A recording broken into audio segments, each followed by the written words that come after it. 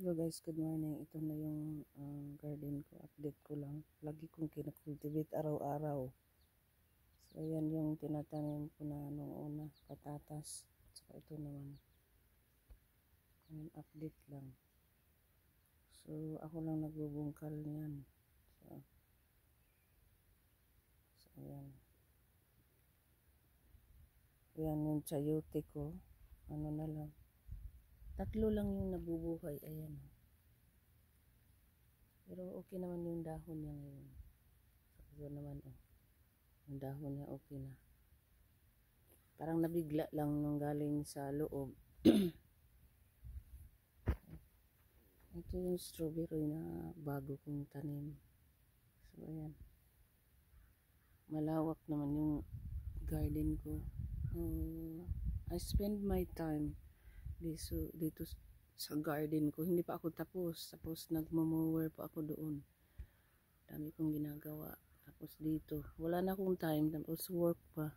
Ayan o. Ito yung kamatis ko. Tapos ito naman yung strawberry. May mga bulaklak na. So malapit na siyang magkaroon ng prutas. Malapit na siya magkaroon ng prutas. Kasi ito yung pinaka pangalawang tinatanim ko 2 years ago. Tapos ito last year tinatanim ko strawberry. So yan, ito naman yung bago. Ito yung bago na tanim ko bago mag-winter. So yun. Tapos ito naman yung katatanim ko lang.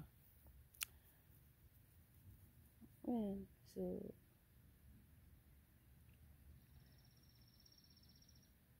marami pa akong ginagawa. So malungkot din. Kasi alam mo na ako lahat gumagawa. So ayan. Okay lang. Tapos ito nag-bloom na siya.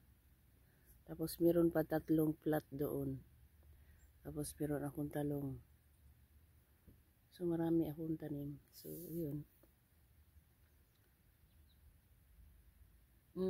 Nakakatuwa tingnan kasi ano na siya, marami. Magkakaroon na naman ako ng prutas. So ayan.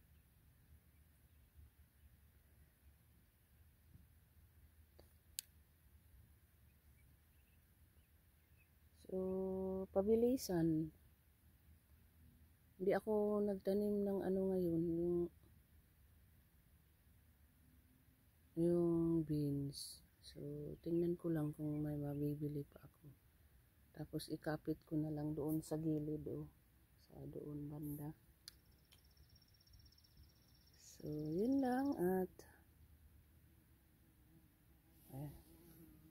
may bubuyog.